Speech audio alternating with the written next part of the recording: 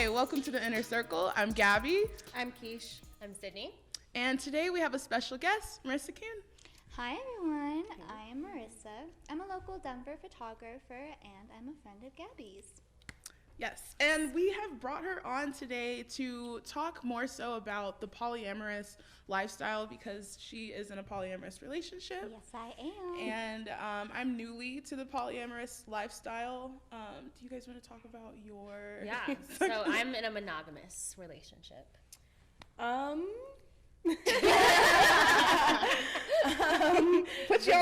best way to describe my dating life would be I'm very much so open. I'm exploring. I've been in mostly monogamous relationships, and now I'm exploring a little bit of poly and openness. So yeah, I'm open. I'm open. I'm figuring it out. I would say I'm kind of in that same boat where I've been monogamous sometimes. Well, most of the time I'm tripping. Most of the time, but I've been in open relationships, weird situationships. Entanglements, really, if you will. Shout out to Jada. And right now I'm trying out the polyamorous lifestyle because the partner that I'm with I really love and I was willing to try it out. Okay. But So when you say you were willing to try it out, how did that how did that come up? Was he like, look, I only want this? Or did you guys decide like, you know what, I think we're both into this, maybe we should try this? So it started off as like a regular like dating situationship would go where like I really liked him and we were just starting to talk with each other and starting to become a little bit more intimate. And I told him, I was like, hey, I really fuck with you. Like, I really like you. I know, like, I want to be here for the long haul. And he was like, that's cute. but I'm kind of a complicated person. And I remember, like, the first, like, date we went on where we were, like, face-to-face eating food. I asked him, I was like, are you single? He was like, I kind of just got out of something, but also my lifestyle is polyamorous. And I was like, oh, okay, so you want to have multiple relationships. He's like, yeah, but also other things. And I've just been along for the ride the whole time, and we've been really open with communication, and we kind of have this setup where we're free to explore other relationships, but we know we're our mains. Like, gotcha. That's my man, I'm his wife, that's what we do. Okay. Yeah. Got it. So She's doing math in her like, wait, how does it add up? I'm like so interested in this because like I said, like I've only ever done monogamy. And I think like it's interesting. I was reading an article. I was reading up on just the different terminology for different, styles of relationship because there is terminology now for these things, these dynamics. And I never really ever thought that there was any other type of dynamic for a relationship other than two people in a committed, Right. And I think a lot of people have that like immediate thought of it. Yeah, so to touch on that, growing up, I despised the idea of marriage. I hated the idea of being like just stuck with somebody because that's how I saw it. It was like being stuck with somebody forever. And like the amount of people that would be like, oh, once you find the right person it will change, and like once you find the right person you'll want marriage. But that was never the case. Like I found my person and I was mad about it because I was like, these motherfuckers were right.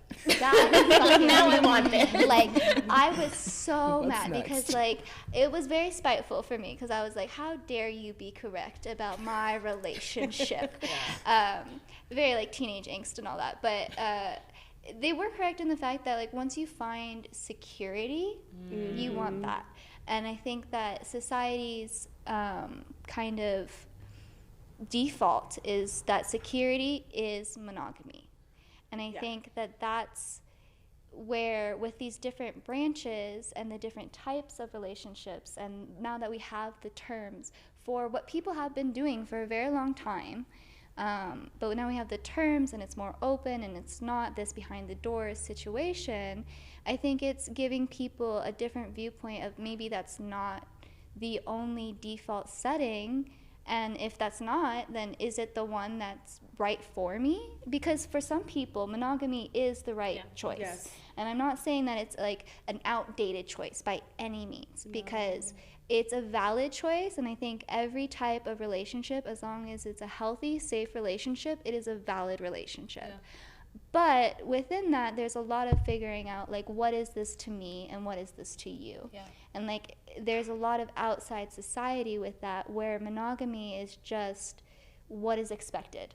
And so, like, once you even figure out, like, what is this to me, what is it to us, it's also, what is this to our families? Yeah. What is this to, like, how do I introduce you? Like, what do I do at this party versus at this party? So it's a lot of navigating society as what society has been dictated to us, and how do you break out of that mold in a legitimate way that's, I'm not cheating on my person, like, I love my person, I would never do that, but in the same time still have that freedom that the way that a lot of people view monogamy doesn't really allow.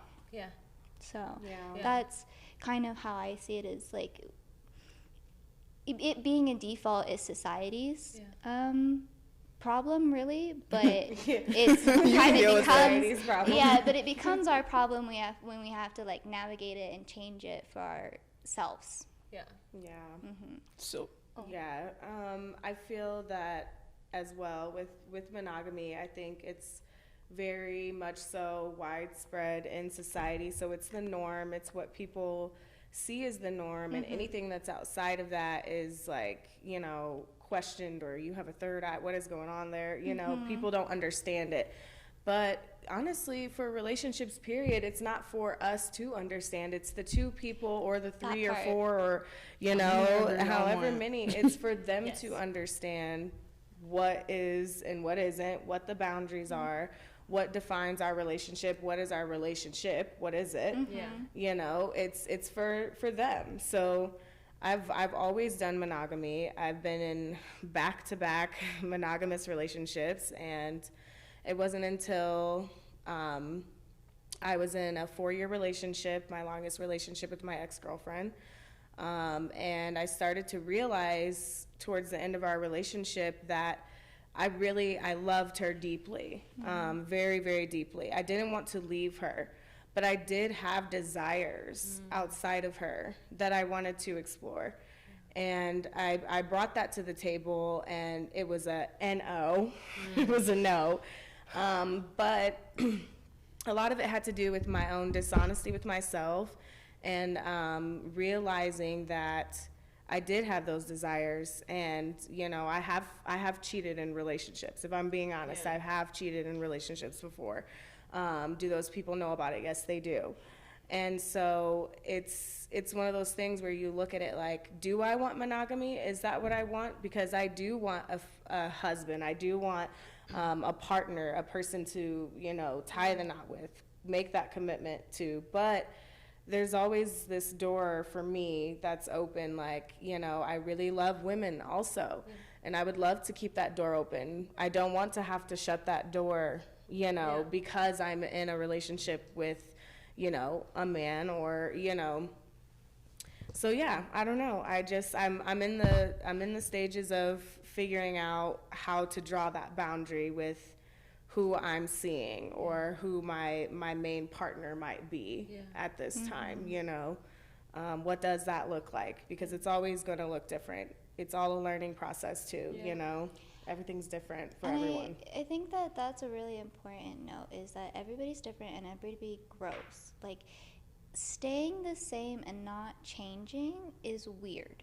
Like, sticking to one thing and only doing that and being like, this is me, this is my personality, that's it, I'm never going to change. Like, to me, that mentality is so weird to me. Like, I met my partner pretty early on in life, like right out of high school.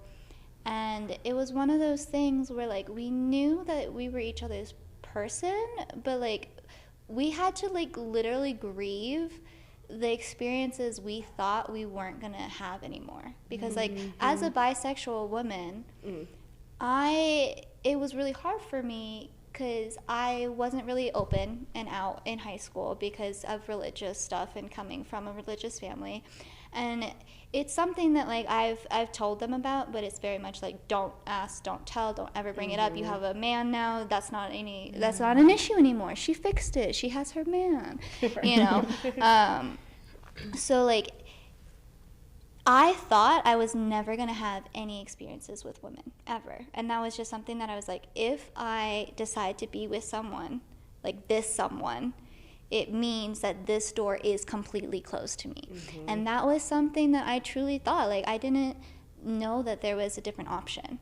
And, like, I knew that I wanted to end up with a man, but that doesn't necessarily, like, lessen any of the value that I hold towards, like, the women in my life and stuff like that. And so, like, it also comes down to, like, what you visualize as your future partner situation, because I've always pictured it being with a man, and I don't know if that's, like, internalized misogyny, homophobic, like, whatever it is. I actually agree like, with you. It's something there, but, like, and it may even be, like, religious trauma. I don't really want to unpack all that, right. But I know that, like, when I was with him, in the sense of monogamous relationships, I was consoling myself to the fact that I was not going to have any of those experiences, that door was not going to ever be open to me, and that was something I was willing to sacrifice to be with this person. But it was a sacrifice of, like, who I am as a person. And so when we decided that we wanted to kind of explore in general, that door being opened again and, like, even a possibility was very freeing and really nice. So, like, I love that. Within, like, having a lot of, if you can find a relationship that does, it's really nice to be able to grow with another person who is also learning. Because sorry, mailman. Sorry. Marissa, can you pull your mic just a little bit closer to you? Yes. Thank you. Okay. Can you remind me where I was at? Because my goldfish brain. Finding that relationship. Finding that relationship. So, like, it's definitely possible to find somebody that allows you to grow and change. And, like, I'm sorry that wasn't that relationship, because that sounds painful. Like, honestly, when I was listening to that, I was like, oh, that hurts. Because, like, when you love somebody and you want them to love you for every part of you, like, you don't want to feel guilty for your natural desires that you have. And not everybody has them, but the people that do, like, the fact that you were mature enough to come to her and tell her in, like, a communicative way that, like, hey, this is what I'm feeling, this is what I need, is that something that this relationship can offer? Like, that is a lot better than most people are even, like, willing to, like, come to terms with, let alone vocalize with their other partner. So the fact that it was, like, a healthy enough relationship that you felt that you could go to her and be able to bring that stuff debatable. up. Maybe not healthy. You know, I betrayed her, though, you know, and so in her defense, you know, it was something I was discovering about myself along the way, but I didn't start exploring my bisexuality until I was about 20, 21.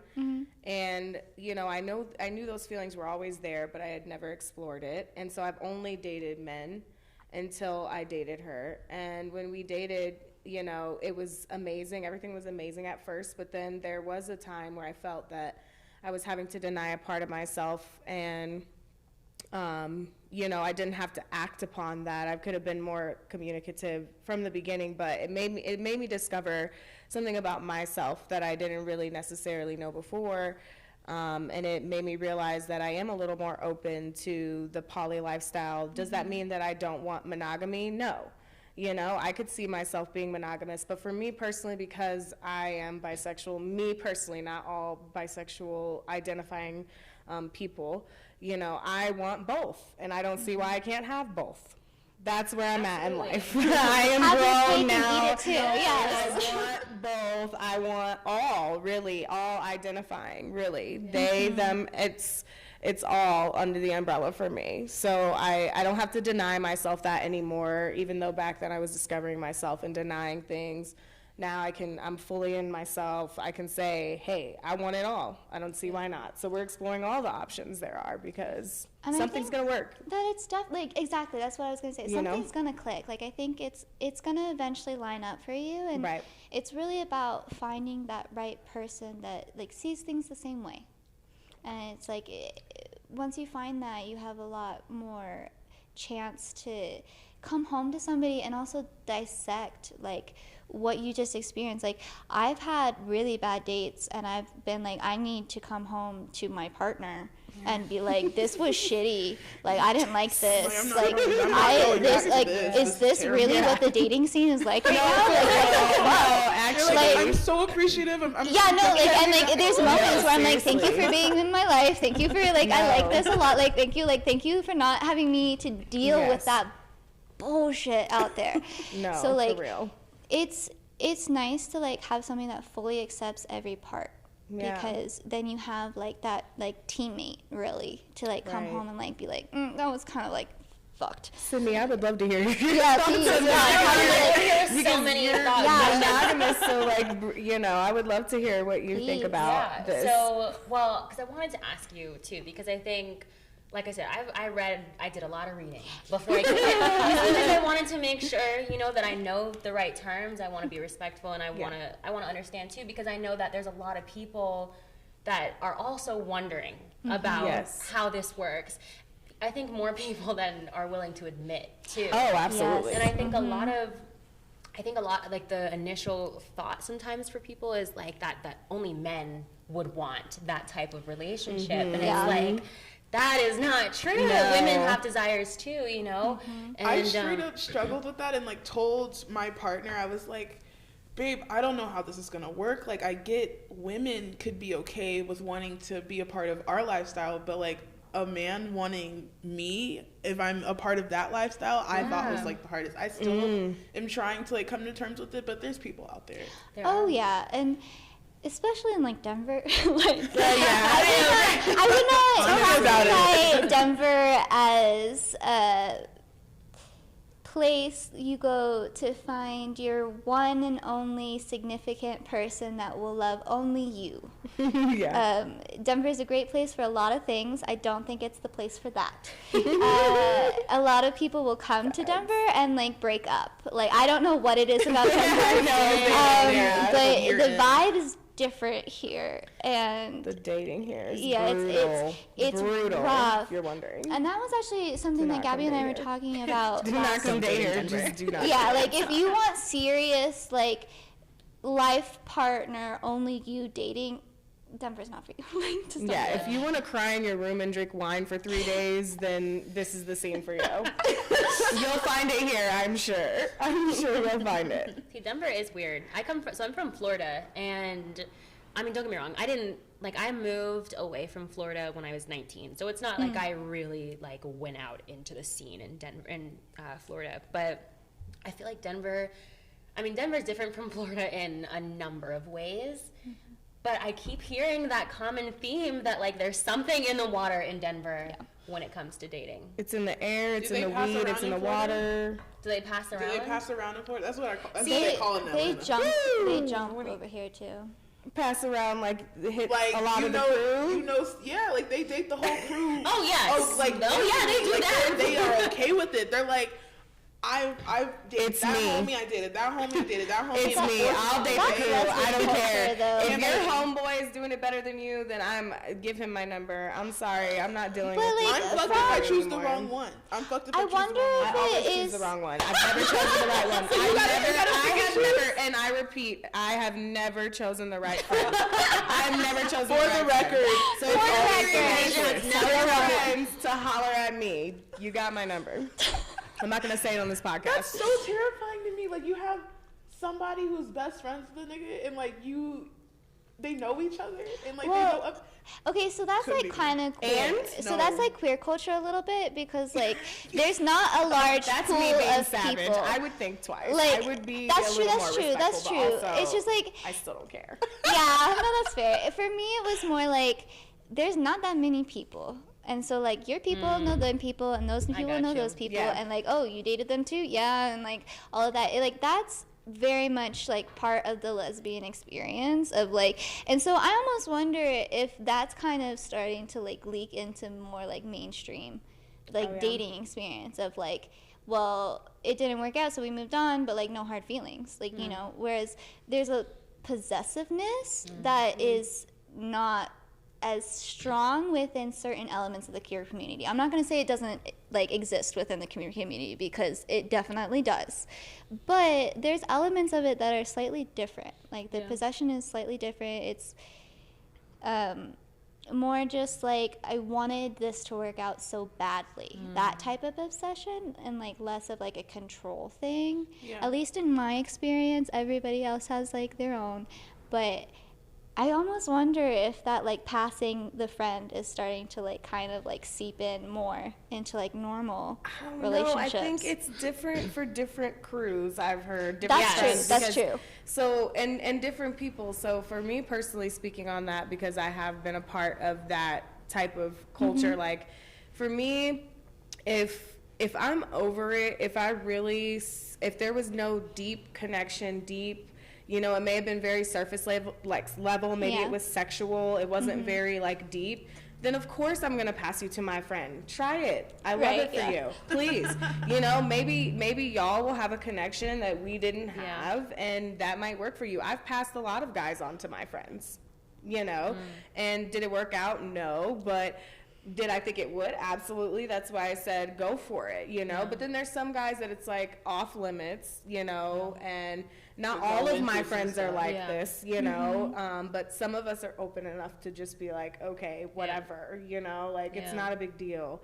If we're not entangled currently, or we're not too deeply entangled, period, then there's no reason to even care or be jealous. I'm just scared of, like, I'm okay with passing off a homeboy to my girlfriend, but me dating a friend group is just iffy for me. So I think it just comes from social anxiety. Like, they're talking about me, they're talking about something, like, I know it's good, but, like, it's still weird. I know it's good. It's still weird. Not to add on dates, or just, like, that's what I was gonna say. Are we just sleeping with them? That's not even a word, because I don't want to use that. That's probably really bad. But, like, running through them sexually. Not running through them sexually, but, like, you smashed a homeboy, and then you're feeling you dated the homeboy, and the other homeboy wants to smash. I always say no, because that's weird.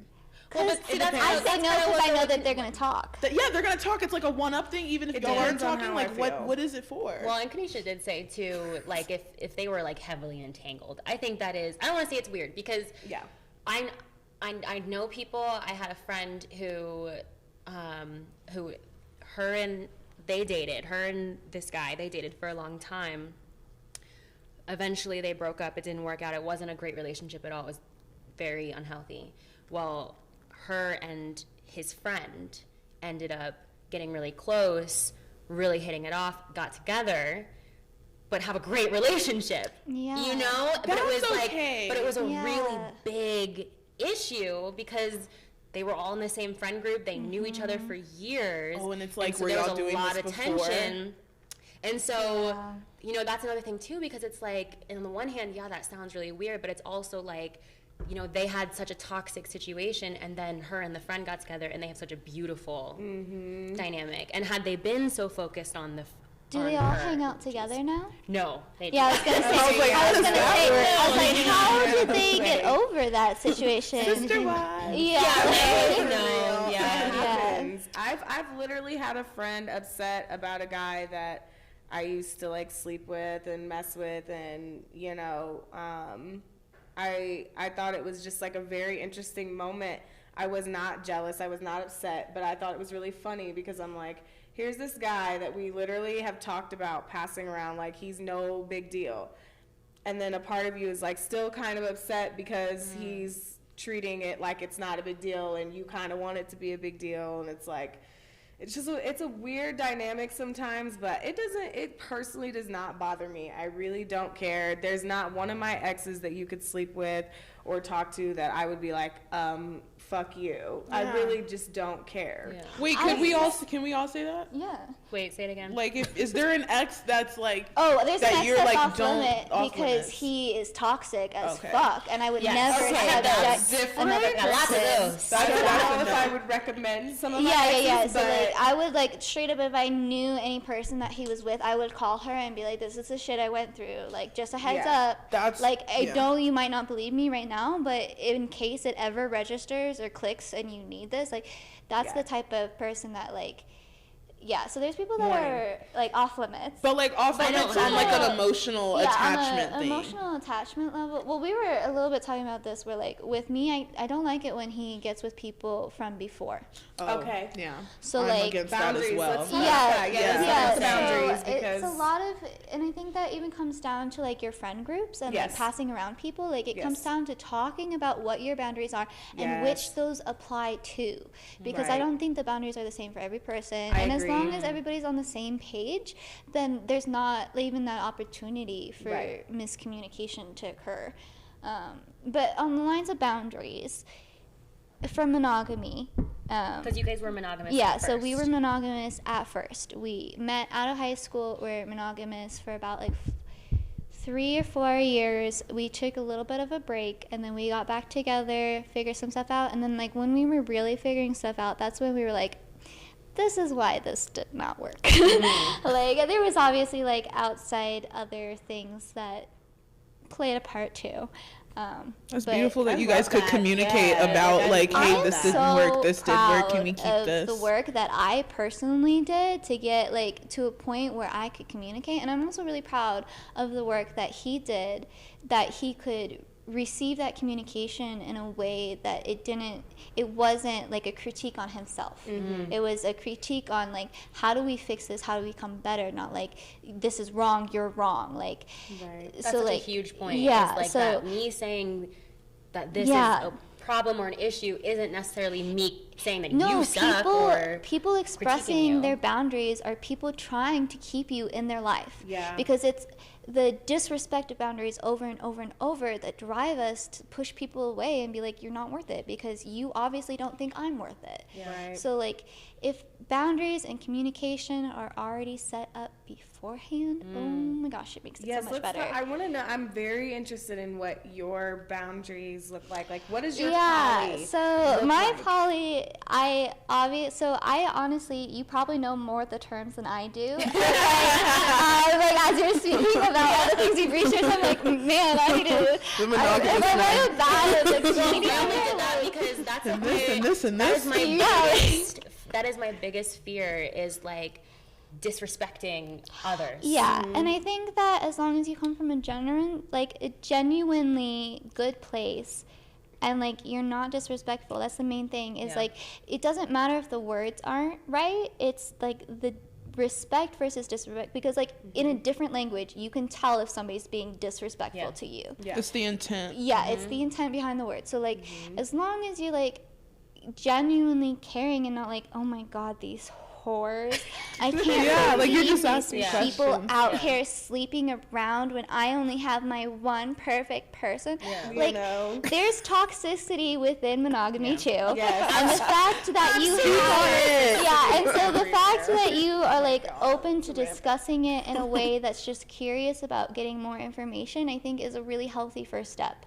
And even if that's the only step that you take, that's fine. And like but I think that it's important to like just have the intent of respect. I don't think like maybe other people in the community think otherwise, and they are very specific with their terms and all of that, because people hold certain things with more intensity than other people. But to me, the terms and the words don't matter as much as the fact that you're not judging and you curiously actually want to learn. And that goes back to what you're talking about with, there's a lot more people that are curious about that than you would think. And like the second that I put poly in my actual bio for it to be like just like a thing, like, and we both did it at the same time just to be like, we're not cheating, guys, like straight up. And when we put that in, I got so many messages, so many people being like, these are my past experiences, these, like, I've been conflicted about these things in the past. Like I've had like 4 or 5 different people like trying to warn you. No, just to reach out and like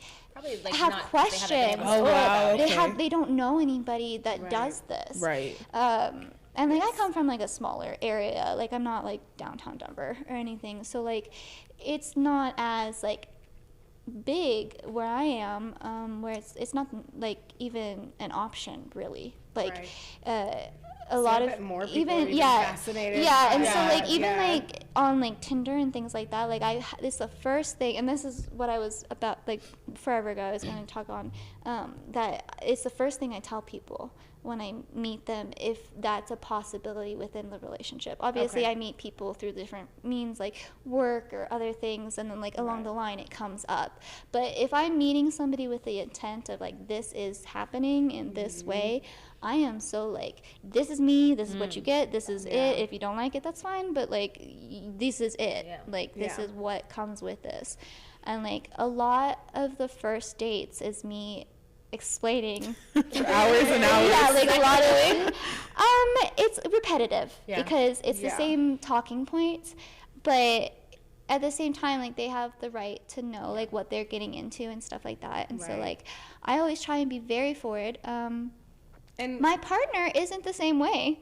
Yeah, I was gonna say there is difference. Really about that, like when it comes to your partner and the communication, because one thing we'll just call him my fiance because that makes it easier for me to DFA. Fiance. Yeah, there we go. Yeah. Okay, yes. I have like multiple partners. So yes, okay. If we go fiance, then like it. Exactly. Wait, how many partners do you have at the moment?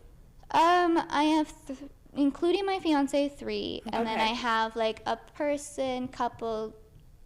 Things on the side. But like actual like people that like I know their names and like things about them and like they know where I live, type of thing. 3. Does your partner when you're in these situations where you're dating other people, so you're in a hierarchy system, right? As far as like this person is your primary and then the rest are, you know, so this is actually part of the explaining that I do on the first date. Yes, okay, yes. So, your first date. Yeah, my first date, I'll walk you through it. Exclusive, guys. Yeah, we want to hear what is that like? So it's basically just that it gets even more confusing because of my housing situation. So right now I'm in my own apartment and I live by myself. But that apartment is like mine and my partner's, but he does not live there because he is the caretaker of his grandpa. So he lives in that household and does all of that stuff. And then I live in my apartment because I lived in that household and that did not work. And so now I live in my own apartment and I'm much healthier and happier there. And so I have a nesting partner, which is the term I use for my fiance. So he's the person that I view settling down with. He's the person I'm building my future with. He's the person that like I come home to. Even though he's not actually there most of the time.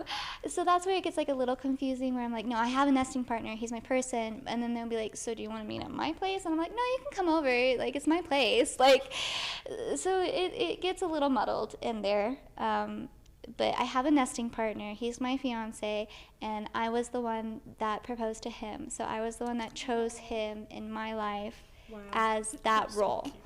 And I'm and then I'm also disabled, so that plays into it too, because there's a lot of ableism that happens in relationships and stuff like that. So like that's also a reason why he is my nesting partner, is like the way he treats and knows how to take care of me. So like nesting partner / caretaker is kind of like the terminology I would use, or like my person is like the terminology I use to that specific partner. And then I just have like another person that like we hang out, we chill, like it's not always like sexual. Like we go shopping, sometimes we watch like movies and stuff like that. Is that the definition or where the defining line is between an open relationship versus Oh, I have a no idea. polyamorous. That's what I mean about terminology is I don't know. Yeah. I just know what works really- for us. gotcha.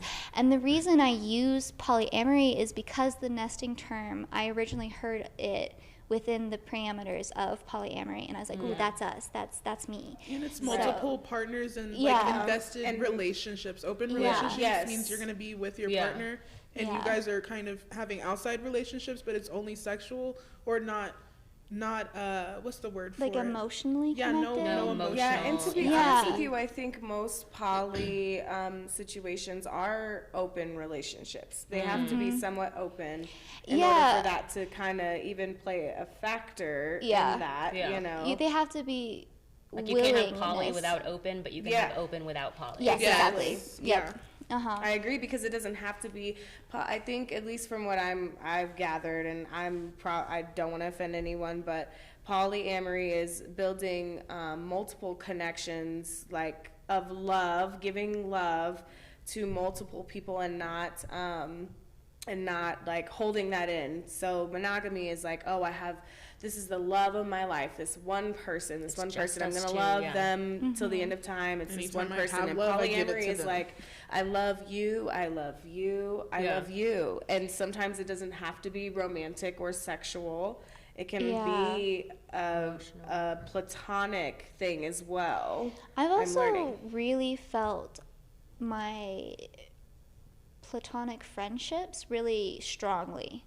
Like in the past, some of my friendships have been mistaken as relationships because of how strongly I have bonds with people. So like when I decide to choose, like I think it is a little bit of a Scorpio thing, yeah. where if You're you my person. choose to like, yeah, you choose people. You aren't like, if you choose to have that person in your life, no matter what actual title they hold, they are significant to you.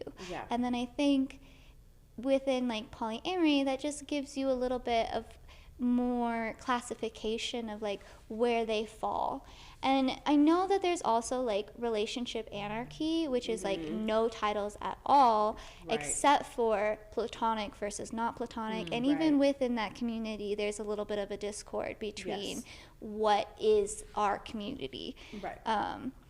And so like that's one that like I've always like kind of had like on a side note like over here where I'm just like, what is that? But I know it's Yeah. like kind of close. Yeah. So like it's a little bit like that for me where it's just like I think that every relationship should have value or else it does not need to be in my life.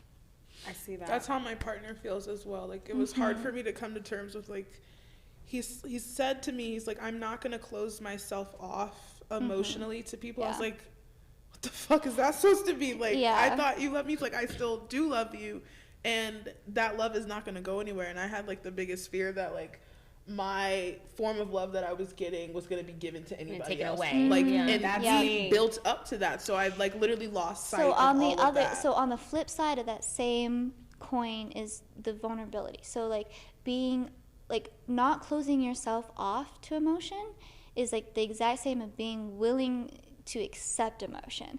And that's the part that I'm kind of still struggling with where like I like these people, I enjoy spending time with them, but like they don't get to see behind the masks the same way that my main partner does. You like have almost like a not a subconscious, but like yeah, no, it's conscious. It's Yeah, very subconscious, conscious because it's anytime that they start to get too close or say anything that kind of like triggers like oh no, I'll like say something to deter it or be like oh you know like I already have that box checked, you know, like don't worry, type of thing to just kind of like be very. It's a way of reinstating boundaries without clearly stating them, being like, well, no, like I already have that taken care of, but thank you, type of thing. Because for me, all of these relationships are trying to find value or that I don't already have because, like, I don't need the same values that my partner brings into my relationship from somebody else because 'cause that I cup's can already go to filled. them. Yeah, like that cup Yeah. is already filled, that box is already checked. Right. But then there's like certain times where it's just like I don't want to be like pressured all the time versus like just like all the time on. And like sometimes like emotionally speaking, like I can't be emotionally there for him in the way that he needs in that moment, and like it makes me feel like a bad partner when I can't offer all the things he needs. So for me, that's, I know that you had kind of wanted to talk on like unconditional love, but to me, I don't think unconditional love exists. But I feel like the closest that I can give to him is just wanting him to be happy, no matter if that includes me or not, and knowing that there's certain things that like I can't do, like and it's not like, oh, I can't like satisfy him or like stuff. Like it's more that like there's certain times when he is emotionally like tired or sad and I am too drained to deal with it. Like I physically am not at the level, or like I'm mentally not at the level to intake all of his emotion, deal with it, and give it back to him. Like sometimes I just can't do that, and when I can't be there for him, it makes me feel like a bad partner. So having those other areas taken off my plate makes it so that I can show up for him as a partner in the areas that I flourish, the areas that I know I can show up for him, the areas that like we really click, that like when we are together, like it works great, and like that type of stuff. I want to celebrate those moments and not dwell on the things that aren't perfect or exact or clicking, because like because like every relationship has them, but like why does it have to be on me to fill that void? Like why can't it be on him to either do the work or find somebody else to also fill that void for him? Like I think for me, like it really came down to a level of I just want you to be happy, and if this is what it takes for you to be happy, and you're still going to come home to me, and we're still going to have the security of our relationship as it stands, but you're a happier person coming home to me, you're a more thoughtful person coming home to me, you're a more like in the moment person coming home to me, then that's more important to me than what the fuck you were doing outside the door. Like that is so much more important to me. And I feel like you brought up a really good point, because when you said that sometimes you just cannot be there for him in the way that maybe he needs, because I think that's something that a lot of people deal with in relationships in general. And I know that's something that I've dealt with, because I am a very emotional person. I cry a lot and I feel my emotions really hard, and my partner, he's just not super like that, you know, and that's okay. But we do have moments where I'm like, oh, I just need to like get this out, and I you know, I'm looking for that support from you, and he does the best that he can, but he can't relate to some things, or for him, you know, sometimes he feels like, well, this doesn't seem like that big of a deal, or like something that would bring out this same reaction from me, so I can't, or he's just too, like you said, too tired, or he's got his own things going on, and I know that it does make him feel less than sometimes, like, oh, I can't provide Sydnie with what she needs, or vice versa. And I do feel like in monogamous relationships there is this expectation that this person is my person, and they're gonna be my best friend, they're gonna be my lover, they're gonna be no, but very good points. Love the role you're on. So I think, and I think in a lot of monogamous relationships, like there is that expectation, and myself included, where I've gone into it and expected that out of him, and then also expected myself to provide that too. And it is very disheartening when it's like, oh my gosh, like I'm not doing this right, or I'm not doing that right. And then a lot of times it's almost like you attach it to yourself as like, oh, I must be a shitty person, or I must be selfish. And as you grow, as you grow, your standards for what you provide as a partner elevate and change. So like with each relationship you have, you're like, I'm not doing that again, but also what am I taking newly into this relationship? What can I work on? What can I do better? And within, it's just so much pressure. Within that too, like the same relationship and like going through phases of change.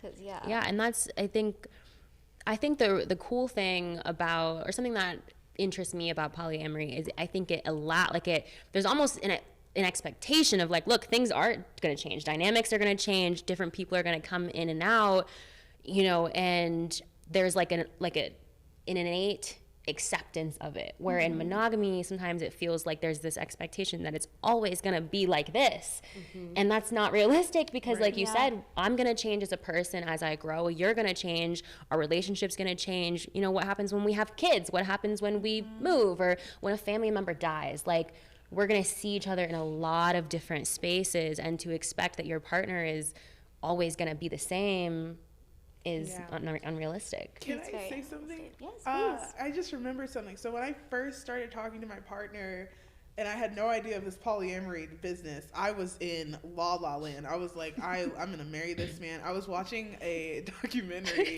It was called. I love Gabby. It's called True Scorpio. It's called This Is Love, and it's like, my documentary about freaking marriages and like people having these 30-year marriages, 5 years into marriage, 2 years into marriage, and like seeing these different just dynamics and the comparisons.